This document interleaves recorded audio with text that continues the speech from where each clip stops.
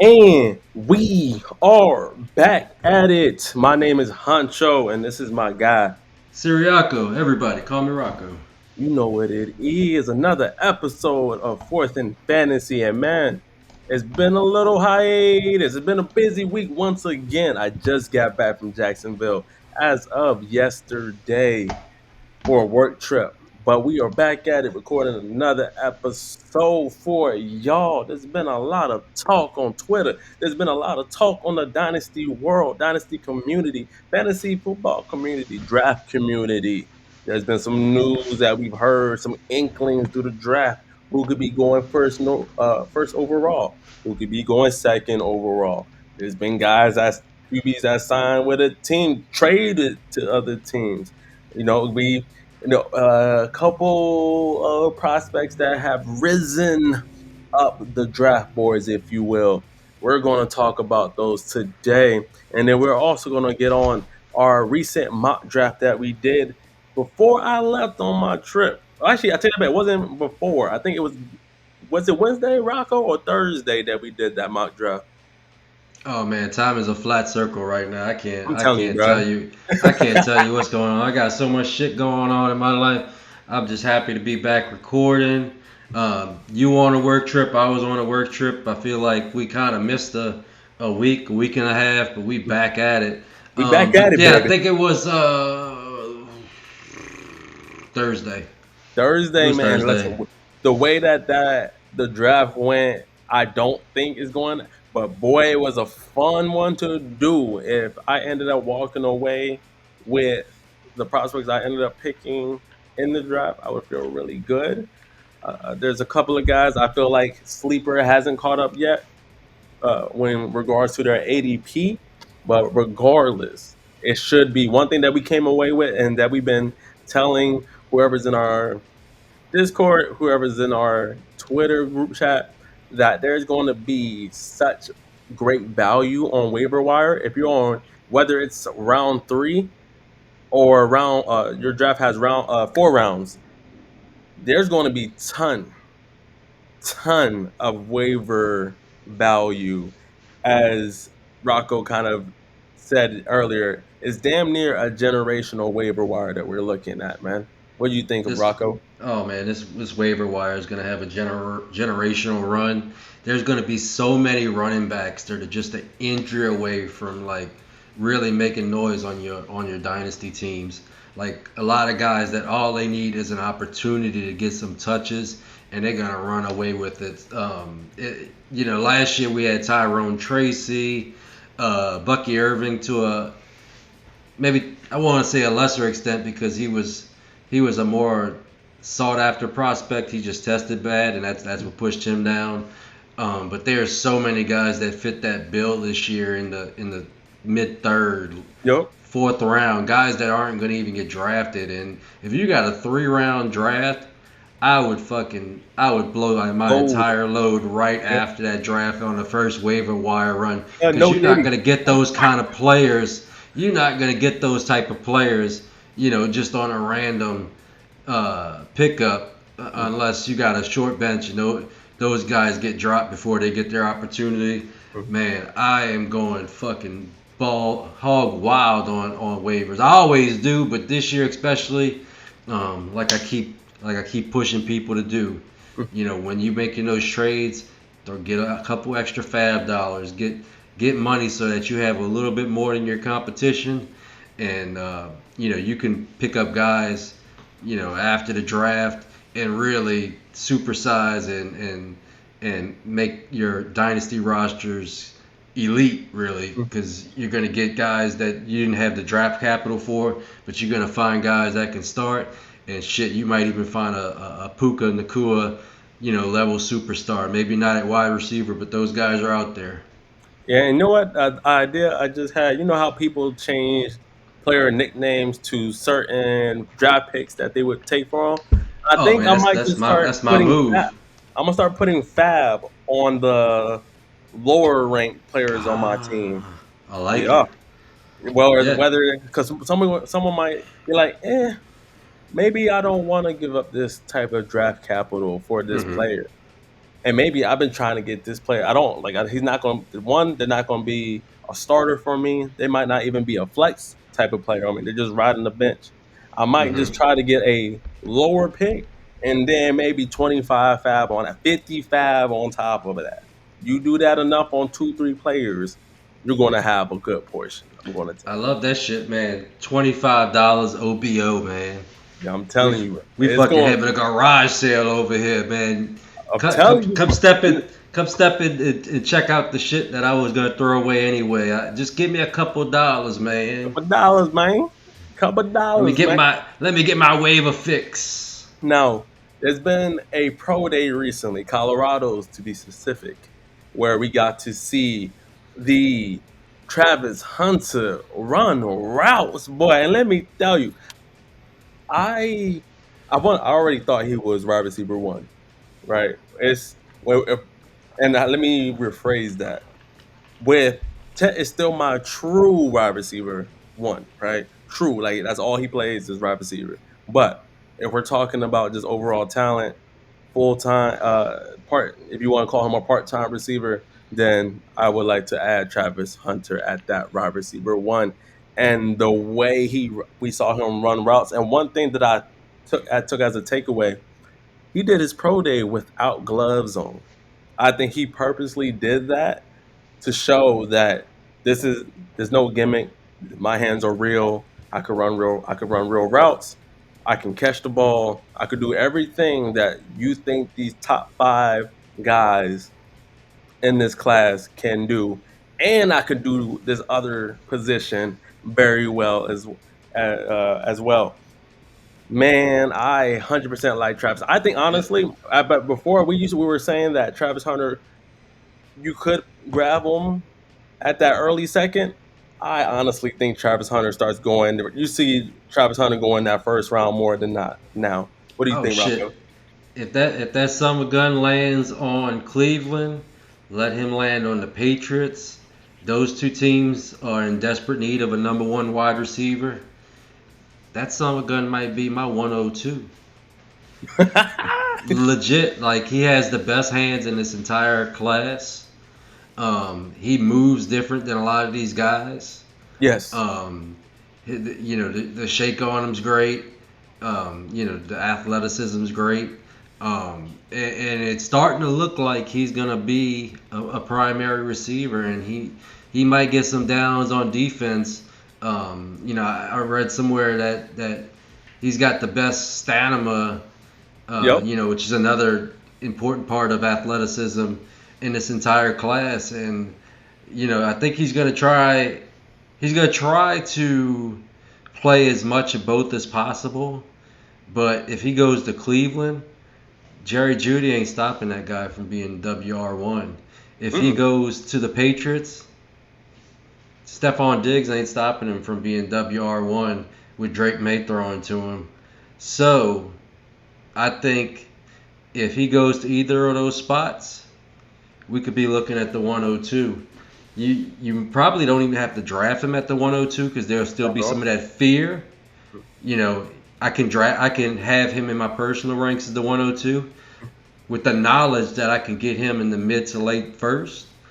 And you're looking at an outstanding value. I've just seen too many people I respect that have him as a Justin Jefferson type receiver, and shit like that. You don't take lightly. I also saw the biggest hater on Twitter.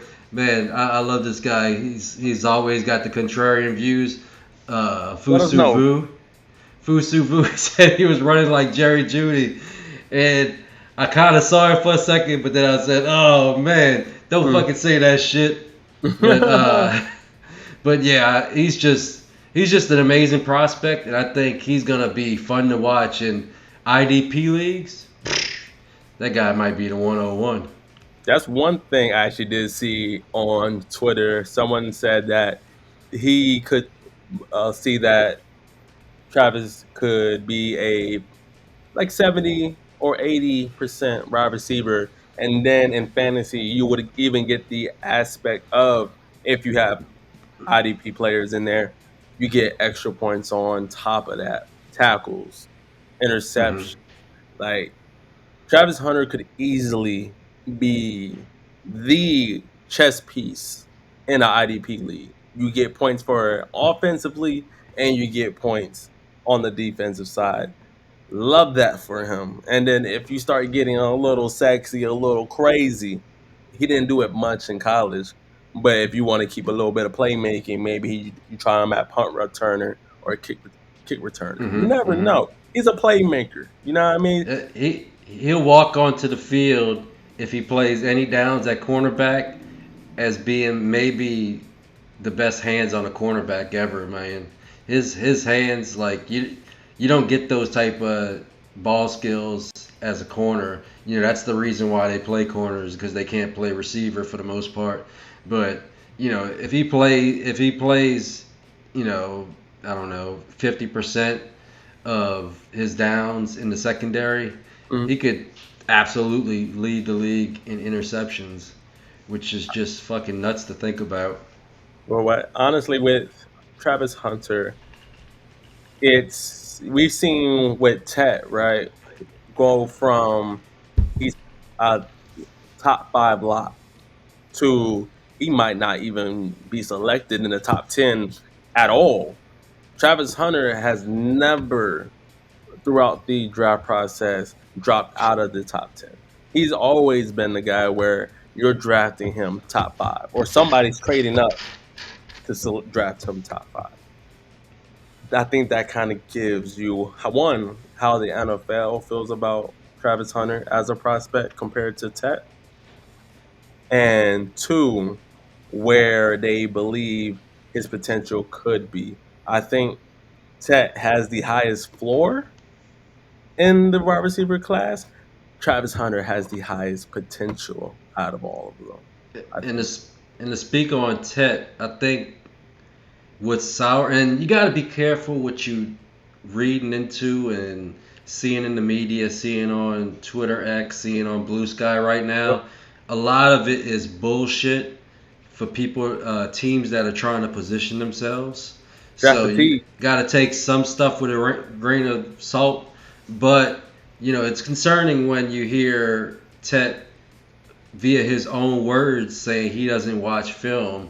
Because one thing that will get a guy flame out, a guy that will never reach his potential, are guys that mentally don't eat, breathe, sleep, and shit football. And a lot of times we don't know, this characteristic in a guy until they're in the league. But that is, one concern, because, the way teams draft, seeing stuff like that can definitely move him down boards. Mm. Talent wise, being that he's a full time receiver, he should be the wide receiver one. But if he slides, that can be part of the reasoning why. I did see that clip, and then it came out that it was from his freshman year of college.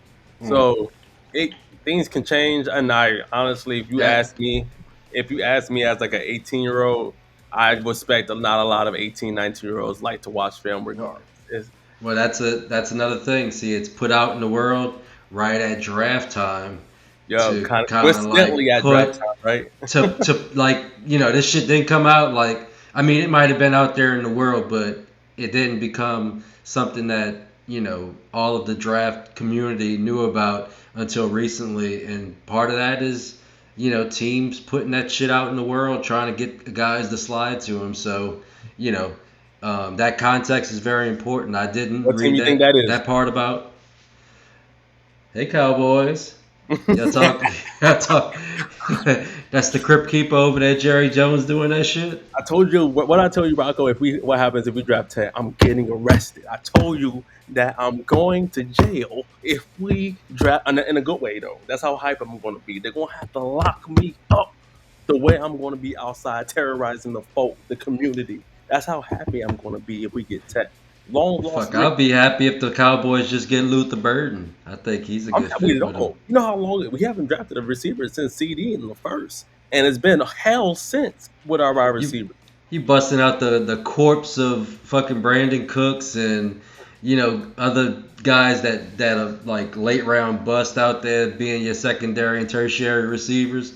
Man, get you guys a real first round fucking blue chip stud wide receiver. Make that offense go again. It feels like it's been a long time since that offense has been operating at a high level, and I'm ready to see you guys do it again.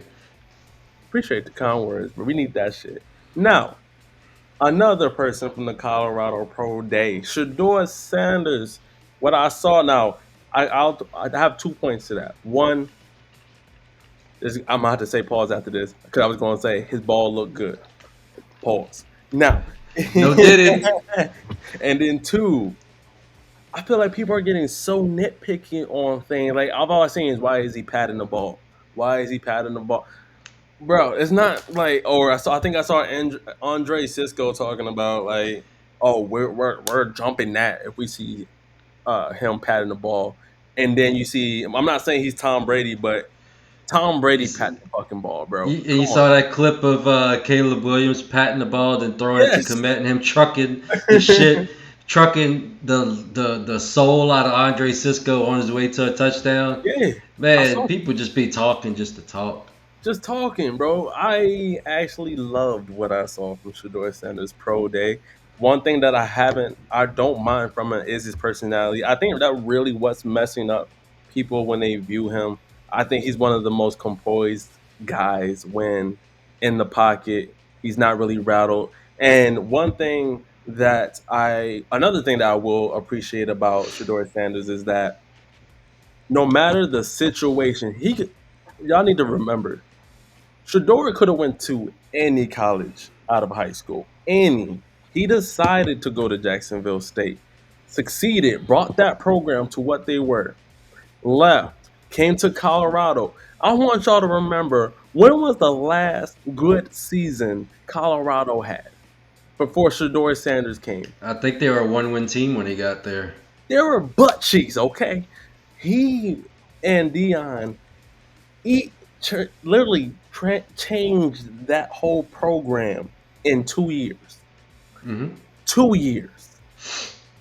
All I've been hearing is Shador Sanders isn't that. Who was Cam Ward before he went to the University of Miami? Where was he ranked on people's list before he went to the U? Please answer that question for me, and that would let you know everything that you need to know about these prospects. Is Shador Sanders perfect? No. Is Cam Ward perfect? No. hmm Do I think Cam Ward is light years better than Shador Sanders? Fuck no. Cam Ward going number one is because the Tennessee Titans love him. I could very much see Shador Sanders. I don't see him like. I think he's closer to Cam Ward than he's closer to Jackson Dart.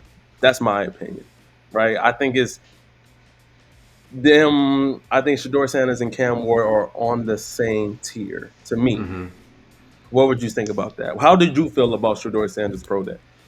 Um, I've liked him from the beginning. I think a lot of like we were just talking about, as we get closer to the draft, you hear all of the worst case scenarios on these guys. You don't hear anything good about any of these guys, unless it's, independent Mm. podcast media, guys like ourselves. But Yep. anybody associated, he's a bad guy. He's too high on his britches, for lack of a better word. And a lot of like I hate to use this card, but a lot of this stuff got racial undertones to it. For He's sure. on campus with his chain, but what I see is a guy that has confidence, Mm. and that's like Swagger. the number one fucking trait in a quarterback. Because he, to me, is a guy that will never lack or lose his confidence. Mm. And what I love about him is he's a distributor.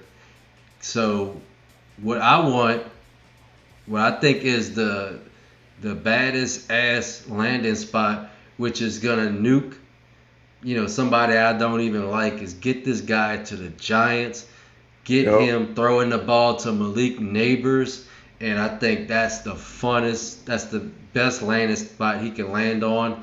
Let them start off with Russell Wilson, Mhm. but that dude is going to get kicked out of his starting job so fast. The first time he struggles at all, Sanders is coming in. And that's if he doesn't beat him out in training camp. So that would be what I would like to see happen. Yeah. I don't. I think he can play. I think the biggest question mark is he took a lot of sacks, but on the other hand, he didn't have turnovers. So, and his line was ass. I mean, you Thank could you. say that. Thank you. Thank You you. could say. You could say. That he ate a lot of sacks that weren't on the line. I don't care, man. That line was ass. Get him in a proper offense with adequate offensive line, and I think he'll be just fine, man. Get him a badass young receiver like Malik Neighbors, Theo Johnson. Maybe they draft another guy. They got Tyrone Tracy. Let them draft another bell cow type back, and now you can start seeing this offense kind of being reasonable and being towards the middle of the pack with upside to get even better in the future. So I think Sanders is a very underrated prospect, and in my rookie drafts, he's creeping back up, man. He's He needs creeping to. back up. He needs to, honestly, because if I and on the topic of Shador Sanders, we're speaking about Cam Ward, who has in the recent days, the Tennessee Titans have very much pulled back their private workouts with Shador Sanders. They pulled out their private workout with Travis Hunter, and they are looking like the team that's going to select Cam Ward at that Hmm. first overall pick. How do you personally feel about that? I mean, I kind of feel like it's been noted that it was either going to be Abdul Carter or it was going to be Cam Ward. I think those were always going to be those two guys. Do I think he could be great for Tennessee Titans? 100% because they have fucking Will Levis right now. Yeah, if you're talking about somebody, you when you were speaking on the confidence trait with Shador Sanders, I don't think Will Levis is a very confident quarterback. If I'm being completely honest with you, those are the complete different guys. I mean, I think Cam Ward he brings. Someone said he's the point guard of quarterbacks in this QB class.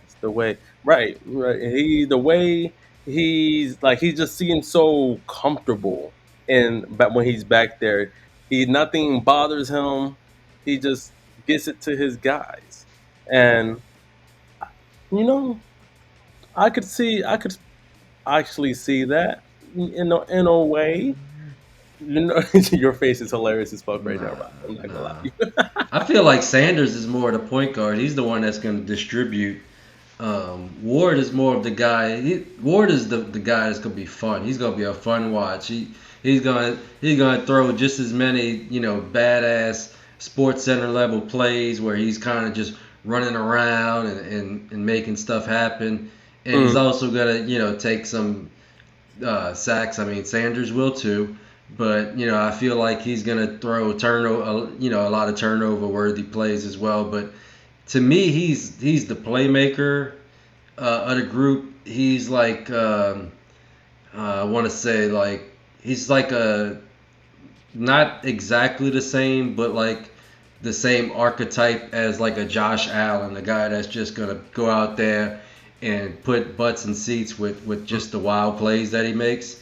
And he's gonna have to make some wild plays because I mean his wide receiver one is Calvin Ridley, so he's gonna have to dance around there and make shit happen because he right now, as we speak on today, he's not he doesn't have that ace in the hole, that wide receiver one, that top five type wide receiver. I mean, he's got good running backs, he's got a decent line, mm. but as we speak today, he does not have a great receiving core at all. So he's gonna have to make some shit happen. But Um, he's got that feeling. He's kind of boom busty to me. So hopefully, what I hope is that the Titans find a way to put some talent around him, because right now their talent base just seems so meh, so mid. So that's kind of my take on him. I think he has all the talent in the world to really be a good quarterback, but the situation kind of scares me a little bit. And then lastly of our QB news, that's not directly towards the draft. We had a QB get traded though. My Dallas Cowboys gave away a fifth round pick to the New England Patriots for Mr. Joe Milton. Bye bye Cooper Rush. Fuck you. Goodbye. I'm wonderful. Cooper Rush kept y'all in Hey, games. you're right. You know what? I won't. And let me. I'll take back the fuck you, Cooper Rush. Thank you for all you done for Cowboys Nation. He That's the fucked up y'all draft pick. oh, fuck them. Yeah, I mean, I am. He fucked up We y'all got that draft real pick. talent. Yeah, we got arm talent now, baby. Yeah, that boy Joe Milton gonna be doing. And hold on, actually, before I go any further on Joe Milton, no, he's not about to take motherfucking Dex job. Stop it. He's not better than that. He's not gonna take a job this year. He's not gonna take it next year. But I am happy about the project of a Joe Milton. And one thing that one of our members of our Discord, Crispy, he pointed out that the New England Patriots basically traded him for a round three talent, if you will, in rookie drafts in fantasy. And when he put it that way, it made sense to me. I was like, like, let's say, okay, so fifth round pick. That's typically somebody that's picked in the round three of rookie drafts. I'm talking about fantasy, not actual Like NFL. the analogy. Right. So, in a way, the Patriots acquired a fifth round pick. Somebody, I'm trying to remember where did I think uh, Javon Baker either went in the fourth or the fifth, and Hmm. he was one of those guys that were selected relatively more on that round three most of the time, late round two ish, if you will. So I actually like, they basically secured them another, let's say, who I'm looking at before we, and that's Vaishal the, Tootin, you got Brashard Tootin, you Smith, got Harvey, you got, Brashard Smith, D Mart. D Mott, Martinez, D Mart, I think would be a good combination with Ramondre, because Andre. he's that bruiser. Ramondre looks like he should be a bruiser, but he plays like a ballerina. So yeah, I'm happy for Milton that we got him. I think he has a lot. He's been improving from his time his last year at Tennessee, and then with the Patriots, and then to now. I think he's improved as a prospect, and that gives me hope that he can eventually be something when Dak I, hangs it up. I got a question for you. What's popping? Let's say end of the half or Hmm. end of the game, Hmm. y'all say that the the Cowboys are maybe on their own 40 and Hmm. they got one pass left. Does that come out and you let Joe Milton hum that bitch into the end zone? On the 40, I still believe in Dak. But if we were like on the 20-yard line and we're like, yo, bomb that bitch. Yeah, throw that boy Joe Milton in there. You know what I'm saying? Yeah. I don't know. I don't know if I trust Dak. I think if I got one throw to get where I absolutely had to get it into the end zone from like 60, 70 yards out, Okay, I 60, think 70 yards out, sure. You know I what I mean? think I because on the 40, let's say on the 40, that's 60 yards, and then you got to get it into the end zone, so I that's think that about got another five, I think that got a five, good seven 50, 60 yards. yards. Come on now, don't play I my don't boy know. like I think it's gonna be a lame duck. You gonna that. put Milton out there. He gonna throw a fucking laser Yeah, and get rid of that. Get rid of motherfucker that might bitch boom. at the flick of the wrist. You know, that gonna have to put his whole fucking soul to get it get it in the end zone from No, there. right. No, Milton gonna keep that bitch. He He gonna gonna fucking and that joke gonna travel drop some yards. 100. Yeah, I'm not okay. I might actually just have to throw Milton in there, but it's gonna be a good It, conversation to have, nevertheless. man, just for that aspect alone, I think it's worth the 5th round pick. I don't know if he's ready. He's definitely not ready to be your starter yet. Nah, But I guess from a Patriots perspective, it's funny. Our guy Max, he was fucking so angry, so pissed off that that you let one of the best trade chips that team has for a 5th round pick, and I think the Cowboys got like another pick back. Huh? They got a we 6th or a did. 7th. We gave them a fifth, and we got Milton and a seventh on top of it. That's fucking lame.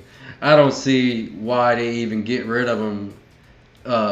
It's just it boggles the mind why the team would even let the guy go for that price, because it's just so hard to get a good backup quarterback. And I know they have the rocket scientists, but I don't know if you got a young quarterback like that, you do like Green Bay. You just keep letting these guys learn. And I mean, Joe Milton's he's not gonna take over Drake May, and we know this. That's a kind of lame excuse. So I just don't understand the reasoning why you even let this guy go, because you could have kept him into the preseason. Somebody gets injured and he's kicking ass in the preseason. You tell me you wouldn't get a 2nd round pick for him. Listen, fuck the Patriots. Appreciate you. You know how we ride up here, Man, baby. that was robbery. I don't understand it, but I guess that's why the Patriots keep losing. As long as we're the ones doing the robbing, I'm okay with it.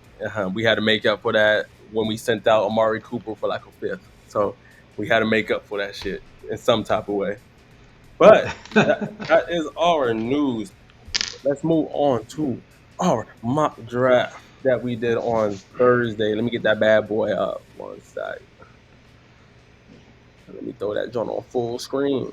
Yeah, there we go. Can you make it any bigger? My eyes are bad. Whoa, bro. I'm waiting. All right. Let's see. And let me drop this hole down. There we go. And then, oh, there we go. Oh, There we go. there we go. There we go. Awesome, guys. All right. Now, y'all know, I feel like and Rambo, I will have to say, Rambo Cuba, you might, if after the last couple days, some people might agree with you with Hampton at 102. But before we even get to that, I think what we will be showing, so we won't go over every single pick, but a couple notable guys that we'll be going over and where they went. I know that you'll have something to say on some of these guys, but obviously we have Ashton Genty at the 101. If Ashton Genty isn't the 101 in your league, if you are a person that goes out and selects Cam Ward at the Bruh. 101, Bruh. what the No. fuck is he doing? I said this guy one. They got one guy out here in the world, in the one of our peers that are podcasting, Mhm. and he's actually in multiple mocks that I've seen him when he jumps on different podcasts that I follow. He was taking Cam Ward and defending that shit like, no, No, bro, you can't defend that. no, no, bro, You can't defend no, that shit. no. Like you setting up number two so sweet. You giving him a gift. For You no know literally. that you giving him gold bricks. For what? If you want fucking Cam Ward, trade back into the 5th pick or the 4th pick, maybe even the 3rd. And get yourself some picks Because on top of that bitch. yeah, get you some fucking profit on that shit. Like, don't just fucking give that shit up. Ashton Genty, it reminds me a couple years ago where Bijan was the 101, and Hmm. people were like, "Oh, should we put Malik Willis up there?" Oh Or no. trying to think who else was in that draft. Scrubs. Obviously, these quarterbacks are better. Hmm. And the draft capital will prove it. But Ashton Genty is a one of one. He's gonna instantly walk into the NFL and be at worst the third best running back in the league with honest to goodness chance to be one by the end of the year, depending on landing spot. So Mhm. just don't be dumb and take Don't be Cam that. Ward one. Just don't be dumb. That's stupid. Don't be that guy. Because I promise you, I'm going to talk about your ass and you're going to be on one of our episodes. And I'm definitely going to be calling you a dumbass. Promise you. Dumbass. Dumbass motherfucker. That's what you is. Fucking stupid people. Now, Omarion Hampton, he could be some people's RB2. He's not mine. Now he's rising up. He could be eventually. Maybe. Landing spots is gonna be a very much a thing for us when it comes to where we select it, where we select some of these guys. But initially when I saw that, I kind of wanted to throw up a little bit because 102 at Hampton. Now that could actually end up being his value if he ends up being selected by, I don't know, the Dallas Cowboys or some shit like that. I Mm-hmm. would I would feel comfortable drafting Hampton at 102, but I also feel like you're giving that person with 103 and 104 that wonderful time of being able to potentially pick up a Tet, the wide receiver one. And if you can live with selecting Hampton over Tet, I'm not mad at that. I feel like there's been a couple of guys I've seen on Twitter talking about they're just going to be smashing running backs. Yeah, that's another pause moment. But it's just it just, you know what I mean? No Diddy around here. No Didi. But Travion Henderson at the 103, Tech went at the 104. I don't personally see that shit happening. I'm just gonna be honest with you. But hey, listen, if you feel that sexy on Travion Henderson, The I Trevion Hive is strong, man. People loved him some Trevion. He's got the best. He's got the best. He got the best burst and probably long speed out of any of your agree. running backs. I could agree. Um, Running back to Hampton, I think he's kind of settling in as the 102 in most leagues. He just has that workhorse profile. He's been successful, since he started college in multiple different types of schemes. Mhm. So he's not scheme dependent. He does have some wiggle issues, but as far as running through a motherfucker's face, that's your guy, and he's gonna walk right into 20 touches a game, no doubt about it, and he's probably gonna go in the first. So no argument for me for Hampton. I mean, he's got a lot of things going for him. Henderson.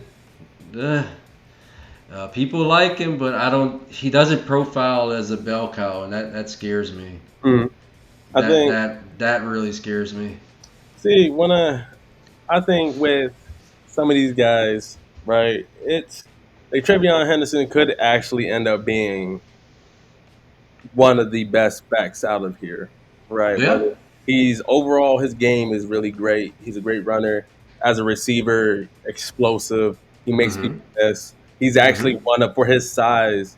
He is one of the best pass protectors in this class. Yeah, absolutely. So I could get with it. I actually do like me some Henderson. I have him ahead of Judkins in my own rankings. And then we got our boy Rocco selecting Cam Ward at the 105, baby. Which I would feel very comfortable at that spot selecting Cam Ward if I was needing a quarterback. I think him I going couldn't. and then being the number one overall pick is very much important. Yeah, I couldn't pass up the value there. Um, even just like kind of speaking at it from if this was a real draft and a dynasty perspective, I think he would have more trade value than anybody on the board. Mm-hmm. I can trade him to a needy team, right off the bat and probably get, a first plus. I could profit on where I picked him at. Um, and I mean, he's going to walk right in. He's going to be the Tennessee Titans starting quarterback. He's going to start day one. Mm-hmm. He's not going to have competition because Will Levis is not competition. Nope. The only competition he gets is for mayonnaise and coffee competitions, Oh, or God. eating bananas without being peeled competitions. He could win in those. Maybe he could win in some kind of sex tape competition, but yeah, any kind of weird shit you could think of. he's 101 and weird shit, and that's why he can't start. For my team, I need a grown up to start at quarterback for me. So just the value there at 5, I don't think anybody came close to that value. And honestly, it's a conversation for at 102 for Cam Ward. So to get him at 105, I think that's a great value right there. Then the pick that would honestly make you throw up, Tyler Warren at 106. When I tell y'all that boy Rocco, Rocco doesn't think he's a bad prospect at all, actually, but he's at value. He's not fucking with Warren. He's a second round pick to me. I generally don't want to take tight ends early in drafts in the first round at all, because if you look at it historically, the best tight ends in classes aren't the first one that's drafted. Outside of Brock Bowers was the exception, and everybody knew the guy was generational. Everybody told you he was generational, and he was generational. But just look at a couple years ago, Michael Mayer was the tight end one, and Sam Laporta kicked ass, and he came out of that class. George Yep, Kittle, I could promise you, wasn't the tight end one in his class. he Travis wasn't. Kelsey wasn't the tight end one in his class. He I can't wasn't. tell you who was, but I'd have to look it up. But most of the Vernon top Davis. tight ends, yeah. I mean, where's Vernon Davis now? I'm retired. Vernon Davis has the funniest clip. I'm about to send it to you one day. I ain't gonna talk about it right now. It's just weird. We've been talking about too many no ditties, but that's neither here nor there. I see you got your guy. We gotta Talk, move on. We you gotta know, just fucking move on before we run out of time here. hell yeah. Sell me on your guy. I thought it was a little bit. Yeah, Caleb, baby. You know how I feel about my I wouldn't RB. say reachy, but my argument is that I think I could have got him a little bit later, but when he's right there, mid first, give me your case. Yeah, so I ended up taking Caleb Johnson at 107, and at this very current moment, Caleb Johnson is my RB2. That the more I look at these running backs, that he could slide down to RB3, Hmm. and Amarion Hampton goes up to my, I don't know, potentially RB2. I do like me some Omar. I'm starting to like Amarion Hampton a little bit more. Hmm. But Hmm. right now, currently, I'm standing 10 toes on my Caleb Johnson is RB2 hill. I will die on that motherfucker if I have to. So at 107, I felt good acquiring him. Now, right after Junkins go, which I would have also thought about. It was between Caleb Johnson and Junkins. I once again think it depends on landing spot, because the discussion that Hmm. we got on today was, what if once, like, Caleb Johnson, he is more scheme dependent. He ran He's a zone majority runner. right zone runner. He didn't really run a lot of gap plays. So there's the teams that are heavy zone running teams don't necessarily need a running back, which kind of, if he ends up going into a bad landing spot that we've seen with our guys that we love, I don't feel comfortable selecting Caleb Johnson at that 107. He might be in, or like if he ends up going being there at 112, I will be more comfortable selecting him at 112 rather than 107. And Hmm. and we get into that 201, that 202, that 203, and he's still there. I am 100% willing to take Caleb Johnson at those spots. But Yeah, at then you have to 107, trade up at that point. right. But at 107, and you're not, like, when we think of first round guys that we're selecting, right? It's those are guys that we would want to have instant production in their rookie Hmm. year. If he goes to a team he's not going to be the guy or even RB2, that kind of throws a wrench into that, right? So I wouldn't feel good selecting him at 107 personally. Would could I be talked into it? Sure, he's still my RB2, but I feel like with your needing immediate production out of that running back position, might just look a different direction. Once again, Hmm. landing spot's going to be very important. So and then we got Junkins that went right after him, which Yeah, some I people feel might like not. all. Yeah, I Go ahead. feel like the top four running backs, Mhm, they're all gonna go like right in this range. mhm. Um, you know, after those four, it kind of becomes a discussion on who you like. But those Yeah, four are all gonna go in the top half to pick 8, 9, 10. That's where they're gonna go. You're not gonna find those four guys, or actually those five guys. Depending on where you have, Caleb. There's a wide variety of views on him. Let's yeah, just put it like that. But probably all five of those guys are going to go somewhere in the first and probably the top 10 picks. yeah. And then we get our guy, Travis Hunter, man, going still in the first round. Someone very much took that chance, loves them from Travis Hunter, Yeah, and got him at 109, which I would still feel comfortable selecting him there after his pro day and the recent news of yeah, where he could be going.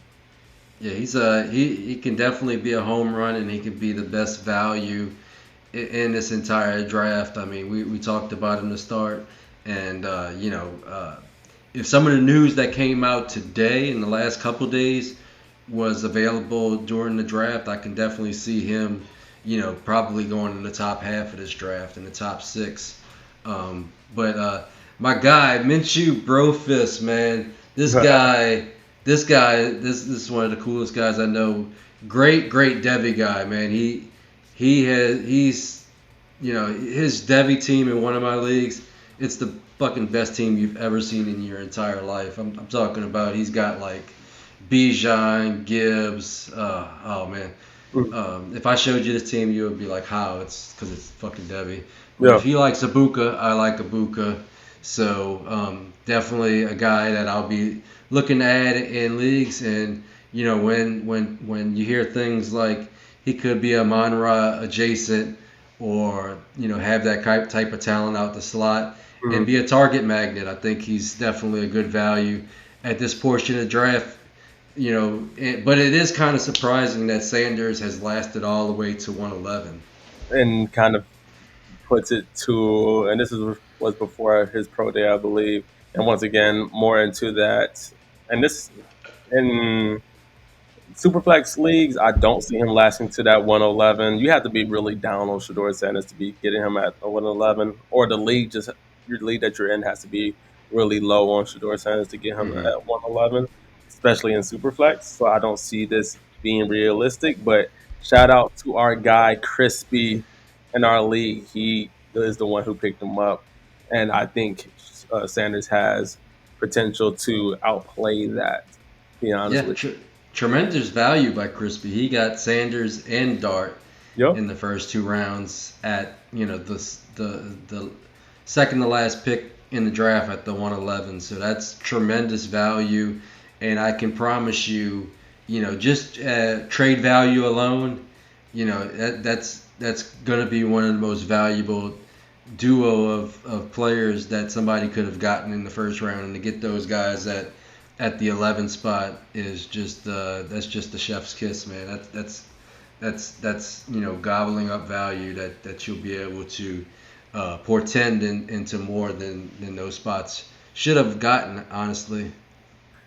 And then the last pick of the first round, we have Luther Burton. Just depends on how you feel about him as a prospect. Some people don't feel as high. Some people absolutely love him as wide receivers too. So it is. I think with Burton is almost like Caleb Johnson. Is the range of how people feel about him is a little bit all over the place, if you will, right? So getting Luther Burton at 112, I would feel pretty comfortable with that. I still think he should be going in that first round. If he does slide out of the first round in your rookie drafts, go trade up for that man, if you ask me. But what do you Yeah, feel? absolutely, man. I think it's funny. He's another one of those guys that, as we get deeper into the prospect, people are starting to shit on. But I mean, for the last couple, maybe 3 years, him and Tet were the guys for this draft. Yep. And now you got, some randos jumping in, Golden, who nobody really talked about Mhm, until this draft, till really up close to the end of the draft cycle. mhm. Trey Harris, who had a tremendous year, but, he wasn't talked about for the last few years. I feel like Burden, I'm taking him. I think he's one of the best yak guys in this entire cycle. I mean, he had shit at quarterback, so I think there's still some untapped upside. And people talk about his route tree was just mostly screens and short to the line of scrimmage type passes. Well, fuck that was what was available to that shitty ass quarterback that he had. Shit So quarterback, shit all. I think there is upside. There's untapped upside. He may not be a number one, but I think he can be an elite number two for somebody. And I think he's just going to be a fun guy to have on my team, to be honest with you. And as our episode is winding down, we won't, like I said, we won't go over every single one of these guys from round two, round three, and round four, but we will talk about certain guys that we did like, such as like we had Trey Harris go at that 201. I think that's the Mm-hmm. spot for him. Matthew Golden going at that 202. I think that it will depend on draft capital. He could easily be one of those guys selected in the first round, but Mm-hmm. a guy that you absolutely love just because of where you can select him, Colston Loveland, Tight and end one in the that's for class, tight end man. one. I just think he moves differently than Warren. I just like the snap that he has on his routes. I like his ability to kind of shake a guy at the top of his route and get wide open. And after J.J. McCarthy left and Coach Harbaugh left, he had some of the worst quarterback play in the league. He had some of the worst offensive play in the league, but he was still, out there making plays. And he's been doing it. He's been doing it for a while now. To me, Tyler Warren, he's definitely got the size. He's definitely got some scheme versatility in the way he can be used. But he needs to land on a team that's willing to use him like that. I just think that Colston Loveland, he projects to be more of a traditional type tight end, but the way he can get open, the way he can shake people, I think it's going to translate, and I think he can be more of a target magnet, especially if he can get on a team where he can be um, one of the guys. Yeah, If there's a team that has three good wide receivers, he might be kind of forgotten. But if he gets on a team with a solid one, I think he can absolutely turn into a second target in an offense. With upside, because it doesn't take much as a tight end to be in that top five, type six realm. He just needs to get consistent targets. But there 75 catches and 800 yards, hmm and a handful of touchdowns. That's enough to get you into the top eight-ish. So I think he could definitely do that. Any tight end, it's with a grain of salt. Any tight end usually takes time to develop. It's the hardest position to develop, and guys we like even take longer than a year or two to develop. But just the way he gets open, I think that's going to translate. and to end the episode on a high note, what pick from round three and round four? Well, between round three and round four, was do you think was the best value? Mm. Probably going to be Jaden Higgins in round three, or Jack Betch. I'm gonna toot my own horn because I like Jack Betch. We've been talking about that guy for a long time. I think he's definitely got some of that it factor, and I think he's a hard worker. But Jaden Higgins in the late thirds, it's probably got to be the guy. I mean, he's a target earner, and he's probably going to be a second, maybe a late second round pick to get him that late in the third. I don't think that's going to happen in real drafts. And as far as the fourth round, the guy that stands out to me big time is Damian Martinez. Hmm. At 4.4, I think that guy can step right onto an NFL team and be its first and second down guy. And if he gets that role, he can portend that into an even bigger roles because he has, he definitely looks like a guy that can carry the rock and get you consistent. He can get you consistent 4 to 6 yards every time he touches the ball. And to get a guy like that in the fourth round, I think that's a great steal right there. What about yourself? Who stands out to you? So Damian Martinez would have been one of the guys I would have picked. I think that's absolutely great value in the fourth round. And if I had to select one more guy, it would be at 410. Kyle Williams. I think he's one of the better route runners Mm-hmm. in this draft. Hella slept on when it comes to creating separation in man coverage. Not many like him. I put him up there when it comes to route running, but true, like things that we see from Matthew Golden do in route running, I think Kyle Williams does just as good. So Kyle Williams has been one of the steady risers of my wide receiver class, and if I'm going back and looking at my actual wide receiver rankings currently right now, I have him at wide receiver 9. So that should tell you all for me all Nice. the time. That should shout out to Minshew. He got incredible value there. Yeah, yeah. Minshew, like I said, Minshew, that guy knows prospects. So if he drafts a man, you wanna pay attention to that because that guy knows prospecting. Need to get him on the show one of these days. We do. I agree with you on that one, Rocco. And that is our episode today. Thank you once again all for tuning in wherever you are, whatever time it is. We appreciate you all with tapping in with us, catching a vibe. We're going to be, since we missed basically this last week, stay tuned. We have this video will be dropping sometime in the week. The video that we recorded before I left will be dropping tomorrow, and then we will record again sometime during the week. So that's 3 videos coming to y'all in a week time, few days between each other. So once again, we're back at it. I'm done currently right now with work trips. Hopefully, I think so. So we are back at it. The grind never stops. We only have a few more weeks until NFL draft, and we can narrow up our rankings, tidy up our rankings a little bit. Maybe they change, maybe they not. We will see.